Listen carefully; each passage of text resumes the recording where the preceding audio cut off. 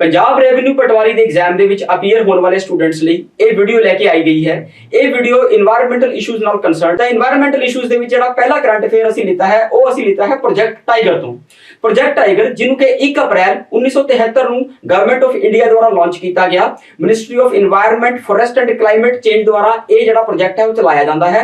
ਇਹ ਪ੍ਰੋਜੈਕਟ ਸਾਲ 2023 ਦੇ ਵਿੱਚ ਆਪਦੇ 50 ਸਾਲ ਪੂਰੇ ਕਰ ਚੁੱਕਿਆ ਹੈ, ਤਾਂ ਕਰਕੇ ਪ੍ਰੋਜੈਕਟ ਟਾਈਗਰ ਨਿਊਜ਼ ਦੇ ਵਿੱਚ ਹੈ। ਪ੍ਰੋਜੈਕਟ ਟਾਈਗਰ ਦੇ ਵਿੱਚ ਟਾਈਗਰਸ ਨੂੰ ਪ੍ਰੋਟੈਕਟ ਕਰਨ ਦੇ ਲਈ, ਟਾਈਗਰਸ ਨੂੰ ਪ੍ਰੀਜ਼ਰਵ ਕਰਨ ਦੇ ਲਈ ਜਿਹੜਾ ਹੈ ਇਹ ਪ੍ਰੋਗਰਾਮ ਭਾਰਤ ਸਰਕਾਰ ਦੁਆਰਾ ਚਲਾਇਆ ਗਿਆ।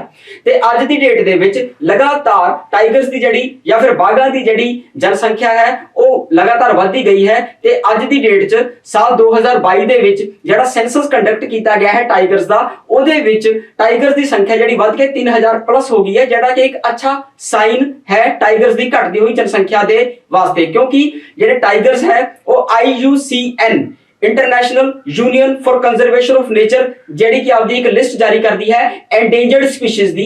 ਐਂਡੇਂਜਰਡ ਸਪੀਸੀਜ਼ ਉਹ ਸਪੀਸੀਜ਼ ਹੁੰਦੀਆਂ ਹਨ ਜਿਹੜੀ ਕਿ ਖਤਰੇ ਦੇ ਵਿੱਚ ਹੁੰਦੀਆਂ ਹਨ ਤੇ ਜਿਨ੍ਹਾਂ ਦੇ ਲੁਪਤ ਹੋਣ ਦੇ ਕਾਫੀ ਹੱਦ ਤੱਕ ਚਾਂਸ ਹੁੰਦੇ ਹਨ। ਉਹਨਾਂ ਨੂੰ ਬਚਾਉਣਾ, ਸਹੇਜਣਾ, ਉਹਦੇ ਉੱਪਰ ਇਹ ਲਿਸਟ ਕੰਮ ਕਰਦੀ, ਲਿਸਟ ਜਾਰੀ ਕੀਤੀ ਜਾਂਦੀ ਹੈ IUCN ਲਿਸਟ ਜਿਹੜੀ ਹੈ। ਤੇ ਇਸ IUCN ਲਿਸਟ ਦੇ ਵਿੱਚ ਜਿਹੜਾ ਟਾਈਗਰਸ ਹੈ ਉਹਨੂੰ ਐਂਡੇਂਜਰਡ ਰੱਖਿਆ ਗਿਆ ਹੈ, ਯਾਨੀ ਕਿ ਸੰਕਟ ਦੇ ਵਿੱਚ ਰੱਖਿਆ ਗਿਆ ਹੈ ਇਸ ਜੀਵ ਨੂੰ। ਤੇ ਉਹਦੀ ਜਨਸੰਖਿਆ ਨੂੰ ਵਧਾਉਣ ਦੇ ਲਈ ਭਾਰਤ ਸਰਕਾਰ ਪ੍ਰੋਜੈਕਟ ਟਾਈਗਰ ਨੂੰ ਚਲਾ ਰਹੀ ਹੈ। ਜਿਹੜਾ ਇਹ ਟਾਈਗਰ ਸੈਂਸਸ ਹੈ ਇਹ ਕੰਡਕਟ ਕੀਤਾ ਜਾਂਦਾ ਹੈ NTCA ਦੁਆਰਾ। NTCA ਦੀ ਫੁੱਲ ਫਾਰਮ ਹੈ national tiger conservation authority. National tiger conservation authority ਜਿਹੜੀ ਹੈ ਇਹ ministry of environment forest and climate change ਦੇ ਅੰਡਰ ਕੰਮ ਕਰਦੀ ਹੈ। ਤੇ ਇਸ ਬਾਡੀ ਨੂੰ ਜਿਹੜੀ ਕਿ ਇੱਕ ਸਟੈਚੂਟਰੀ ਬਾਡੀ ਹੈ, ਯਾਨੀ ਕਿ ਇੱਕ ਪਾਰਲੀਮੈਂਟ ਦੇ ਐਕਟ ਦੇ ਅੰਡਰ ਇਸ ਬਾਡੀ ਨੂੰ ਬਣਾਇਆ ਗਿਆ ਟਾਈਗਰਸ ਨੂੰ ਪ੍ਰੀਜ਼ਰਵ ਕਰਨ ਦੇ ਲਈ ਜਾਂ ਟਾਈਗਰਸ ਦੇ ਉੱਪਰ ਕੰਮ ਕਰਨ ਦੇ ਲਈ। ਇਹ ਜਿਹੜੀ ਵਾਈਲਡ ਲਾਈਫ ਪ੍ਰੋਟੈਕਸ਼ਨ ਐਕਟ 1972 ਦੇ ਤਹਿਤ NTCA ਨੂੰ ਖੜਾ ਕੀਤਾ ਗਿਆ। ਤਾਂ NTCA ਜਿਹੜਾ ਹੈ ਉਹ ਟਾਈਗਰਸ ਦਾ ਸੈਂਸਸ ਕੰਡਕਟ ਕਰਦੀ ਹੈ। ਟਾਈਗਰ ਦਾ ਸੈਂਸਸ ਹਰ 4 ਸਾਲ ਦੇ ਵਿੱਚ ਇੱਕ ਵਾਰ ਕੰਡਕਟ ਕੀਤਾ ਜਾਂਦਾ ਹੈ। ਲਾਸਟ 2018 ਦੇ ਵਿੱਚ ਕੰਡਕਟ ਕਰਨ ਤੋਂ ਬਾਅਦ ਹੁਣ ਇਹ 2022 ਦੇ ਵਿੱਚ ਕੰਡਕਟ ਕੀਤਾ ਗਿਆ। ਤੇ ਅੱਜ ਦੀ ਡੇਟ ਦੇ ਵਿੱਚ ਜਿਹੜੇ ਟਾਈਗਰਸ ਦੀ ਸੰਖਿਆ ਹੈ ਉਹ 3117 ਹੈ, ਜਾਂ ਆਪਾਂ ਮੋਟਾ-ਮੋਟਾ ਕਹਿ ਸਕਦੇ ਹਾਂ ਕਿ 3000 ਤੋਂ ਉੱਪਰ ਚਲੀ ਗਈ ਹੈ।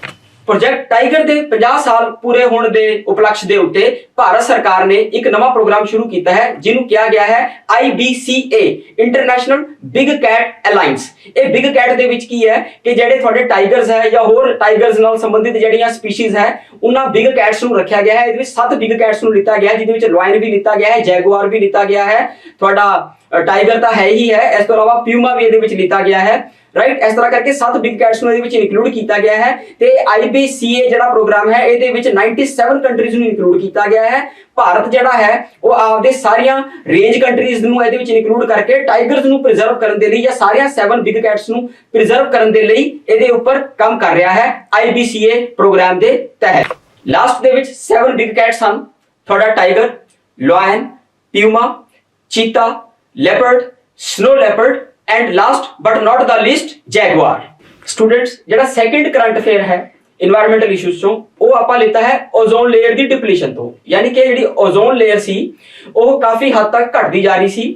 ਓਜ਼ੋਨ ਲੇਅਰ ਦੇ ਵਿੱਚ ਇੱਕ ਹੋਲ ਬਣਦਾ ਜਾ ਰਿਹਾ ਸੀਗਾ ਤੇ ਉਹ ਹੁਣ ਕਾਫੀ ਹੱਦ ਤੱਕ ਰਿਪੇਅਰ ਹੋ ਚੁੱਕਾ ਹੈ। ਇਹਦੇ ਉੱਪਰ ਹੀ ਆਪਣਾ ਕਰੰਟ ਅਫੇਅਰ ਹੈ। ਕਰੰਟ ਅਫੇਅਰ ਕੀ ਹੈ ਕਿ ਬੇਸਿਕਲੀ ਰੀਸੈਂਟਲੀ ਜਿਹੜਾ ਡਾਟਾ ਰਿਲੀਜ਼ ਕੀਤਾ ਗਿਆ ਹੈ ਉਹਦੇ ਵਿੱਚ ਇਹ ਕਿਹਾ ਗਿਆ ਹੈ ਕਿ ਕਾਫੀ ਹੱਦ ਤੱਕ ਓਜ਼ੋਨ ਲੇਅਰ ਜਿਹੜੀ ਹੈ ਉਹ ਦੁਬਾਰਾ ਤੋਂ ਰੀਸਟੋਰ ਹੋ ਗਈ ਹੈ ਤੇ ਹੀਲਿੰਗ ਹੋ ਗਈ ਹੈ ਓਜ਼ੋਨ ਦੇ ਲੇਅਰ ਦੀ। ਤੇ ਜਿਹਦੇ ਕਰਕੇ ਕਿ ਬਹੁਤ ਸਾਰੀਆਂ ਪ੍ਰੋਬਲਮ ਜਿਹੜੇ এনवायरमेंटल ਇਸ਼ੂਜ਼ ਬਣਦੇ ਆ ਉਹ ਤੋਂ ਆਪਾਂ ਬਚ ਸਕਦੇ ਹਾਂ। ਹੁਣ ਇਸ਼ੂ ਕੀ ਹੈ? ਇਸ਼ੂ ਇਹ ਹੈ ਬੇਸਿਕਲੀ ਕਿ ਓਜ਼ੋਨ ਜਿਹੜੀ ਕਿ ਇੱਕ ਗੈਸ ਹੈ ਇਹ ਸਟ੍ਰੈਟੋਸਫੀਅਰ ਦੇ ਵਿੱਚ ਮਿਲਦੀ ਹੈ। ਜਿਹੜਾ ਸਟ੍ਰੈਟੋਸਫੀਅਰ ਹੈ ਉਹ ਧਰਤੀ ਦੇ ਵਾਤਾਵਰਣ ਦੇ ਵਿੱਚ ਧਰਤੀ ਤੋਂ 10 ਕਿਲੋਮੀਟਰ ਤੋਂ ਲੈ ਕੇ 50 ਕਿਲੋਮੀਟਰ ਦੀ ਹਾਈਟ ਦੀ ਰੇਂਜ ਦੇ ਉੱਪਰ ਇੱਕ ਲੇਅਰ ਬਣਦੀ ਹੈ ਜਿਹਦੇ ਵਿੱਚ ਓਜ਼ੋਨ ਯਾਨੀ ਕਿ ਜਿਹਦਾ ਮੋਲੀਕੂਲਰ ਫਾਰਮੂਲਾ ਹੈ O3, ਉਹਦੇ ਮੋਲੀਕੂਲਸ ਸਭ ਤੋਂ ਵੱਧ ਮਾਤਰਾ ਦੇ ਵਿੱਚ ਮਿਲਦੇ ਹਨ ਤੇ ਉਹ ਓਜ਼ੋਨ ਲੇਅਰ ਦਾ ਨਿਰਮਾਣ ਕਰਦੇ ਹਨ। ਪਰ ਬੇਸਿਕਲੀ ਕੀ ਹੈ ਕਿ ਇੰਡਸਟਰੀਅਲ ਕੈਮੀਕਲਸ ਦੀ ਯੂਜ਼ ਜਿਹਦੇ ਵਿੱਚ ਖਾਸ ਤੌਰ ਤੇ ਕਲੋਰੀਨ, ਬ੍ਰੋਮੀਨ ਤੇ ਫਲੋਰੀਨ ਜਿਹੜੇ ਇਹ ਕੈਮੀਕਲਸ ਹੈ ਇਹਨਾਂ ਦੇ ਵੱਧ ਇਸਤੇਮਾਲ ਦੇ ਨਾਲ ਜਿਹੜੀ ਇਹ ਓਜ਼ੋਨ ਲੇਅਰ ਸੀ ਇਹ ਫਟਣ ਲੱਗੀ ਸੀ। ਕਿਤੇ ਕਿਤੇ ਇਹ ਓਜ਼ੋਨ ਲੇਅਰ ਬਹੁਤ ਥਿਨ ਹੋਣ ਲੱਗੀ ਸੀ, ਜਿਹਦੇ ਕਰਕੇ ਕਿ ਸਟ੍ਰੈਟੋਸਫੀਅਰ ਜਿਹਦੇ ਵਿੱਚ ਓਜ਼ੋਨ ਲੇਅਰ ਸਭ ਤੋਂ ਵੱਧ ਥਿਕ ਮਾਤਰਾ ਦੇ ਵਿੱਚ ਮਿਲਦੀ ਹੈ ਉਹ ਸੂਰਜ ਤੋਂ ਆਉਣ ਵਾਲੀਆਂ ਅਲਟਰਾਵਾਇਲਟ ਰੇਡੀਏਸ਼ਨਸ ਨੂੰ ਰੋਕਦੀ ਸੀ, ਉਹਨੂੰ ਰੋਕਣ ਦੇ ਵਿੱਚ ਅਸਮਰਥ ਹੋਣ ਲੱਗੀ।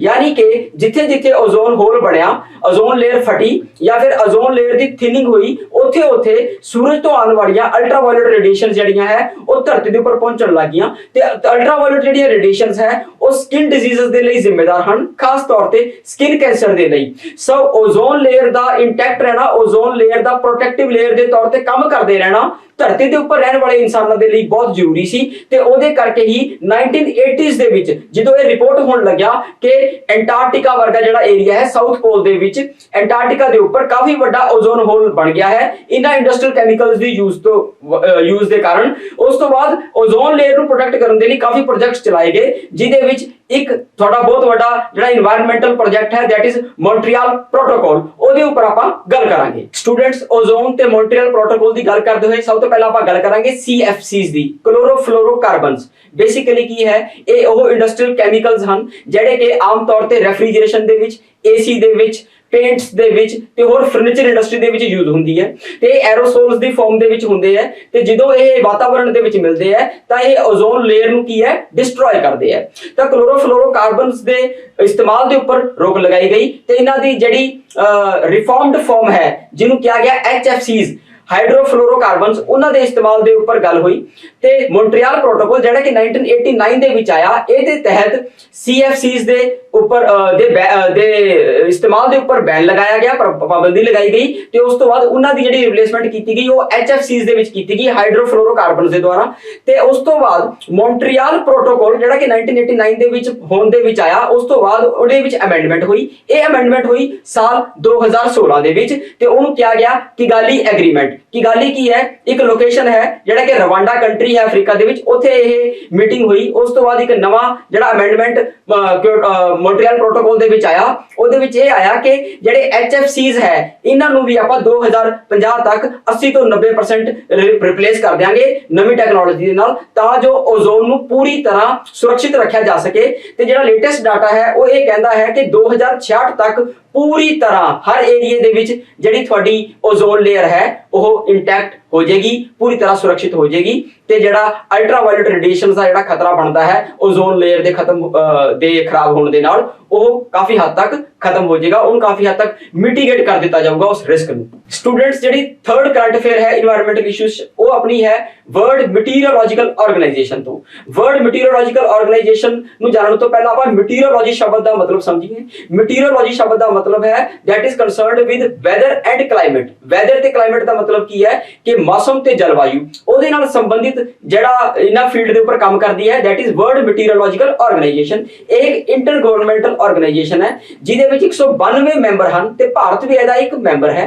ਵਰਲਡ ਮੀਟੀਓਰੋਲੋਜੀਕਲ ਆਰਗੇਨਾਈਜੇਸ਼ਨ ਜਿਹਦਾ ਕਿ ਹੈੱਡਕੁਆਰਟਰ ਜਿਨੀਵਾ ਦੇ ਵਿੱਚ ਹੈ, ਇਹ ਸਾਲ 1950 ਦੇ ਵਿੱਚ ਬਣਾਈ ਗਈ ਤੇ ਧਰਤੀ ਦੇ ਉੱਪਰ ਹੋਣ ਵਾਲੇ ਸਾਰੇ ਵੈਦਰ ਫਿਨੋਮਨਾਸ ਜਿਹੜੇ ਹੈਗੇ ਹੈ, ਜਲਵਾਯੂ ਨਾਲ ਸੰਬੰਧਿਤ ਫਿਨੋਮਨਾਸ ਜਿਹੜੇ ਹੈ ਉਹਨਾਂ ਦੇ ਉੱਪਰ ਤੇ ਮੌਸਮ ਦੇ ਨਾਲ ਸੰਬੰਧਿਤ ਜਿਹੜੀ ਐਕਟੀਵਿਟੀਜ਼ ਹੈ ਉਹਦੇ ਉੱਪਰ ਕੰਮ ਕਰਨ ਦੇ ਲਈ ਇਸ ਆਰਗੇਨਾਈਜੇਸ਼ਨ ਦਾ ਜਨਮ ਹੋਇਆ। ਤੇ ਜਿਹੜੀ ਇਹ ਆਰਗੇਨਾਈਜੇਸ਼ਨ ਹੈ ਇਹ ਇੱਕ ਰਿਪੋਰਟ ਜਾਰੀ ਕਰਦੀ ਹੈ ਜਿਹਨੂੰ ਕਿਹਾ ਗਿਆ ਹੈ world climate report. World climate report ਜਾਰੀ ਕੀਤੀ ਜਾਂਦੀ ਹੈ ਵਰਲਡ ਮੀਟੀਓਰੋਲੋਜੀਕਲ ਆਰਗੇਨਾਈਜੇਸ਼ਨ ਦੇ ਦੁਆਰਾ ਤੇ ਵਰਲਡ ਮੀਟੀਓਰੋਲੋਜੀਕਲ ਆਰਗੇਨਾਈਜੇਸ਼ਨ ਨੇ ਸਾਲ 2022 ਦੇ ਵਿੱਚ ਵਰਲਡ ਕਲਾਈਮੇਟ ਰਿਪੋਰਟ ਜਾਰੀ ਕੀਤੀ ਹੈ। ਇਸ ਵਰਲਡ ਕਲਾਈਮੇਟ ਰਿਪੋਰਟ ਦੇ ਵਿੱਚ ਜਿਹੜਾ ਆਪਾਂ ਨੂੰ ਲੇਟੈਸਟ ਇਨਫੋਰਮੇਸ਼ਨ ਮਿਲੀ ਹੈ ਉਹ ਪੇਪਰ ਦੇ ਐਂਗਲ ਤੋਂ ਵੀ ਇੰਪੋਰਟੈਂਟ ਹੈ। ਜਿਹੜੇ ਇੰਪੋਰਟੈਂਟ ਫਾਈਂਡਿੰਗਸ ਇਸ ਰਿਪੋਰਟ ਦੇ ਵਿੱਚ ਆਈਆਂ ਹਨ ਉਹਦੇ ਵਿੱਚ ਇਹ ਦੱਸਿਆ ਗਿਆ ਹੈ ਕਿ 1850 ਤੋਂ ਲੈ ਕੇ 1900 ਦੇ ਵਿੱਚ ਜਿਹੜਾ ਐਵਰੇਜ ਮੀਨ ਟੈਂਪਰੇਚਰ ਜਿਹੜਾ ਆਪਾਂ ਕਹਿ ਦਿੰਦੇ ਆ ਧਰਤੀ ਦੇ ਉੱਪਰ, ਉਸ ਟੈਂਪਰੇਚਰ ਨੂੰ ਬੇਸ ਬਣਾ ਕੇ ਦੇਖਿਆ ਜਾਵੇ ਤਾਂ ਸਾਲ 2022 ਦੇ ਵਿੱਚ ਜਿਹੜਾ ਧਰਤੀ ਦਾ ਮੀਨ ਟੈਂਪਰੇਚਰ ਹੈ ਉਹ 1.15 ਡਿਗਰੀ ਸੈਲਸੀਅਸ ਵੱਧ ਗਿਆ ਹੈ। ਇਸ ਤੋਂ ਇਲਾਵਾ ਇਸ ਰਿਪੋਰਟ ਦੇ ਵਿੱਚ ਇੱਕ ਹੋਰ ਇੰਪੋਰਟੈਂਟ ਫਾਈਂਡਿੰਗ ਆਈ ਹੈ ਕਿ ਸਾਲ 2021 ਦੇ ਵਿੱਚ ਜਿਹੜੇ ਗ੍ਰੀਨ ਹਾਊਸ ਗੈਸਸ ਹੈ ਜਿਵੇਂ ਕਿ ਮੀਥੇਨ, ਸਭ ਤੋਂ ਇੰਪੋਰਟੈਂਟ ਗ੍ਰੀਨ ਹਾਊਸ ਗੈਸ ਹੈ ਤੁਹਾਡੀ ਕਾਰਬਨ ਡਾਈਆਕਸਾਈਡ ਤੇ ਉਸ ਤੋਂ ਬਾਅਦ ਹੈ ਨਾਈਟਰਸ ਆਕਸਾਈਡ। ਇਹਨਾਂ ਗੈਸਸ ਦੀ ਜਿਹੜੀ ਹੈ ਤਾਦਾਦ ਜਾਂ ਮਾਤਰਾ ਉਹ ਵਧੀ ਹੈ, ਸਾਲ 2021 ਦੇ ਵਿੱਚ ਪੀਕ ਤੇ ਪਹੁੰਚੀ ਹੈ ਐਜ਼ ਪਰ 1850 ਤੋਂ ਲੈ ਕੇ 1900 ਦੀ ਜਿਹੜੀ ਤੁਹਾਡੀ ਟਾਈਮ ਸਾਈਕਲ ਹੈ ਉਹਦੇ ਵਿੱਚ। ਤੀਸਰੀ ਲਾਸਟ ਫਾਈਂਡਿੰਗ ਇਹਦੇ ਵਿੱਚ ਇਹ ਆਈ ਹੈ ਕਿ ਸਾਲ 2015 ਤੋਂ ਲੈ ਕੇ ਸਾਲ 2022 ਤੱਕ ਜਿਹੜੇ ਇਹ 7 ਸਾਲ ਹਨ ਇਹ ਸਭ ਤੋਂ ਹੌਟੈਸਟ ਜਿਹੜੇ ਹੈ ਈਅਰਸ ਮੰਨੇ ਗਏ ਹਨ ਪਿਛਲੇ 100 ਸਾਲਾਂ ਦੇ ਵਿੱਚ। ਤਾਂ ਇੱਕ ਪੈਕੇਜ ਬਣਾਇਆ ਗਿਆ ਜਦੋਂ ਸਾਲਾਂ ਦਾ, ਤਾਂ ਉਹਦੇ ਵਿੱਚ ਇਹ ਜਿਹੜੇ ਸਾਲ ਹੈ 2015 ਤੋਂ ਲੈ ਕੇ 2022 ਤੱਕ ਇਹ ਕਾਫੀ ਗਰਮ ਸਾਲ ਨਿਕਲ ਕੇ ਸਾਹਮਣੇ ਆਏ ਹਨ। WMO ਦੀ ਇਸ ਜਿਹੜੀ ਗਲੋਬਲ ਕਲਾਈਮੇਟ ਰਿਪੋਰਟ ਹੈ 2022 ਦੀ ਇਹਦੇ ਵਿੱਚ। Thank you students. ਜਿਹੜਾ ਨੈਕਸਟ ਕਰੰਟ ਅਫੇਅਰ ਹੈ ਇਨਵਾਇਰਨਮੈਂਟਲ ਇਸ਼ੂਜ਼ ਤੋਂ, that is very important ਤੇ ਕਰੰਟ ਅਫੇਅਰ ਦਾ ਨਾਮ ਹੈ Aravalli green wall project. Government of India Bharat सरकार ਦੀ ਜਿਹੜੀ ministry of environment forest and climate change है इसने इस प्रोजेक्ट ਨੂੰ ਲਾਂਚ ਕੀਤਾ ਹੈ ਤੇ ਲਾਂਚ ਕੀਤਾ ਹੈ 21 ਮਾਰਚ ਨੂੰ ਪੈਂਦਾ ਹੈ ਇੰਟਰਨੈਸ਼ਨਲ ਡੇ ਆਫ ਫੋਰੈਸਟ। ਜਿਹੜਾ ਅਰਾਵਲੀ ਗ੍ਰੀਨ ਵਾਲ ਪ੍ਰੋਜੈਕਟ ਹੈ ਇਹ ਇੱਕ ਬਹੁਤ ਹੀ ਪੰਪੋਸ ਤੇ ਤੁਸੀਂ ਕਹ ਲਓ ਕਿ এনवायरमेंट ਦੇ ਐਂਗਲ ਤੋਂ ਬੜਾ ਇੰਪੋਰਟੈਂਟ ਪ੍ਰੋਜੈਕਟ ਹੈ ਭਾਰਤ ਦੀ ਜਲਵਾਯੂ ਦੇ ਵਾਸਤੇ। ਬੇਸਿਕਲੀ ਕੀ ਹੈ ਕਿ ਅਰਾਵਲੀ ਜਿਹੜੇ ਕਿ ਦੁਨੀਆ ਦੀ ਸਭ ਤੋਂ ਪ੍ਰਾਚੀਨ ਫੋਲਡਡ ਮਾਊਂਟੇਨਸ ਹਨ, ਇਹ ਮਾਊਂਟੇਨਸ ਦੇ ਵਿੱਚ ਇੱਕ ਜੰਗਲਾਂ ਦੀ ਪੱਟੀ ਵਿਛਾਈ ਜਾ ਰਹੀ ਹੈ। ਇਹ ਜਿਹੜੀ ਪੱਟੀ ਹੈ ਇਹ 1400 ਕਿਲੋਮੀਟਰ ਲੰਬੀ ਹੋਏਗੀ ਤੇ 5 ਕਿਲੋਮੀਟਰ ਚੌੜੀ ਹੋਏਗੀ, ਜਿਹਦੇ ਵਿੱਚ ਵਨਾਂ ਦਾ ਵਿਸਤਾਰ ਕੀਤਾ ਜਾਊਗਾ। ਤੇ ਜਿਹੜੀ ਇਹ 1400 ਕਿਲੋਮੀਟਰ ਲੰਬੀ ਪੱਟੀ ਤੇ 5 ਕਿਲੋਮੀਟਰ ਚੌੜੀ ਪੱਟੀ ਹੈ ਇਹ 4 ਸਟੇਟਸ ਦੇ ਵਿੱਚੋਂ ਪਾਸ ਕਰੇਗੀ। ਗੁਜਰਾਤ ਤੋਂ ਸ਼ੁਰੂ ਹੋ ਕੇ ਰਾਜਸਥਾਨ, ਗੁਜਰਾਤ ਤੋਂ ਹੁੰਦੀ ਹੋਈ ਰਾਜਸਥਾਨ, ਰਾਜਸਥਾਨ ਤੋਂ ਹੁੰਦੀ ਹੋਈ ਹਰਿਆਣਾ ਤੇ ਉਹਦੇ ਵਿੱਚ ਦਿੱਲੀ, ਇਹਨਾਂ ਚਾਰੀਆਂ ਸਟੇਟਸ ਨੂੰ ਇਹ ਕਵਰ ਕਰੇਗੀ। ਉਸ ਤੋਂ ਬਾਅਦ ਜਿਹੜਾ ਇਹਦਾ ਆਬਜੈਕਟਿਵ ਹੈ ਇਸ ਅਰਾਵਲੀ ਗ੍ਰੀਨ ਵਾਲ ਪ੍ਰੋਜੈਕਟ ਦਾ ਉਹ ਇਹ ਹੈ ਕਿ ਬੇਸਿਕਲੀ ਭਾਰਤ ਦੇ ਪੱਛਮ ਦੇ ਵਿੱਚ ਜਿਹੜਾ ਕਿ ਥਾਰ ਦਾ ਰੇਗਿਸਤਾਨ ਪੈਂਦਾ ਹੈ, ਥਾਰ ਦਾ ਜਿਹੜਾ ਮਰੁਸਥਲ ਹੈ ਉਹਦਾ ਲਗਾਤਾਰ ਵਿਸਤਾਰ ਹੋ ਰਿਹਾ ਭਾਰਤ ਦੇ ਇੰਟੀਰੀਅਰ ਦੇ ਵਿੱਚ, ਯਾਨੀ ਕਿ ਭਾਰਤ ਦੇ ਪੂਰਬੀ ਏਰੀਏ ਦੇ ਵਿੱਚ। ਤਾਂ ਉਹ ਜਿਹੜਾ ਪੱਛਮ ਤੋਂ ਪੂਰਬ ਵੱਲ ਜਿਹੜਾ ਮਰੁਸਥਲੀਕਰਨ ਦਾ ਵਿਸਤਾਰ ਹੈ ਜਾਂ ਫਿਰ ਜਿਹੜਾ ਰੇਗਿਸਤਾਨ ਦਾ ਵਿਸਤਾਰ ਹੈ, ਥਾਰ ਰੇਗਿਸਤਾਨ ਦਾ ਵਿਸਤਾਰ, ਉਹਨੂੰ ਰੋਕਣ ਦੇ ਲਈ ਜੰਗਲਾਂ ਦੀ ਇਹ ਪੱਟੀ ਵਿਛਾਈ ਜਾ ਰਹੀ ਹੈ 1400 ਕਿਲੋਮੀਟਰ ਲੰਬੀ, ਤਾਂ ਜੋ ਭੂਮੀ ਜਿਹੜੀ ਹੈ ਉਹ ਜ਼ਿਆਦਾ ਉਪਜਾਊ ਹੋ ਸਕੇ ਤੇ ਭੂਮੀ ਦਾ ਕਟਾਵ ਰੁਕ ਸਕੇ ਤੇ ਜਿਹੜਾ ਜੰਗਲਾਂ ਦੇ ਜ਼ਿਆਦਾ ਹੋਣ ਦੇ ਨਾਲ ਮਰੁਸਥਲੀਕਰਨ ਨੂੰ ਜਾਂ ਡੈਜ਼ਰਟੀਫਿਕੇਸ਼ਨ ਨੂੰ ਰੋਕਿਆ ਜਾ ਸਕੇ ਅਫੋਰੈਸਟੇਸ਼ਨ ਕਰਕੇ, ਯਾਨੀ ਕਿ ਵੱਧ ਤੋਂ ਵੱਧ ਜੰਗਲਾਂ ਦੀ ਮਾਤਰਾ ਨੂੰ ਵਧਾ ਕੇ। ਜਿਹੜਾ ਇਹ ਅਰਾਵਲੀ ਮਾਊਂਟੇਨਸ ਹੈ ਇਹਦੇ ਵਿੱਚ ਸਭ ਤੋਂ ਜਿਹੜੀ ਹਾਈਐਸਟ ਪੀਕ ਹੈ ਉਹਨੂੰ ਕਹਿੰਦੇ ਆ ਗੁਰੂ ਸ਼ਿਖਰ ਪੀਕ। पेपर के एंगल तो ये इंपॉर्टेंट है। तो इस खबर दे विच जिहड़ी अरावली ग्रीन वॉल प्रोजेक्ट है जिहड़ा इहदे विच एक होर लास्ट पॉइंट ये जुड़दा है कि जिहड़ा ये प्रोजेक्ट है ये किहड़े प्रोजेक्ट तो इंस्पायर होकर चलाया गया है भारत सरकार दे द्वारा। Basically Africa they west coast ते ईस्ट कोस्ट नूं जोड़न दे लई ग्रेट ग्रीन वॉल नाम दा एक प्रोजेक्ट अफ्रीका दे विच चलाया गया काफी अज तो साल पहला 2007 दे इर्द गिर्द। तां भारत सरकार ने भी इस प्रोजेक्ट नूं उसे तर्ज दे उपर शुरू कीता है तां जो मरुस्थलीकरण नूं रोकिया जा सके ते अफोरेस्टेशन नूं जंगलां नूं ਵਧਾਇਆ ਜਾ ਸਕੇ। Thank you very much.